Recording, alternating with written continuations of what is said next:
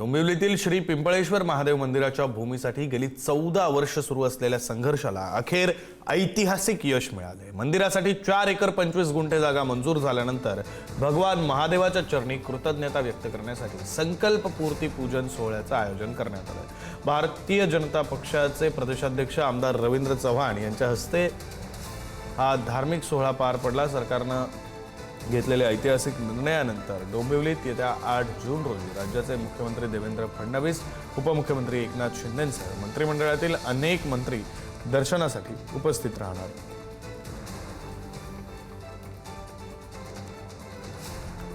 तो सरकार ज्या दिवशी येईल त्या दिवशी आम्ही ही जागा जी आहे ती जागा ही मिळवून घेऊ। महायुतीचं सरकार आलं आणि फार प्रतीक्षेनंतर हा दिवस आलाय। त्यामुळे मी महादेवाचं खरं तर त्यानेच हे सगळ्यांकडून करून घेतलं असं मला वाटतं। 8 तारखेला आदरणीय मुख्यमंत्री देवेंद्रजी, आदरणीय एकनाथराव शिंदे आणि सुमित्राताई आणि सगळे मंत्रिमंडळाचे उदय सामंत, बावनकुळेजी आणि सर्व आमचे मंत्री महोदय हे सगळे येणार आहेत।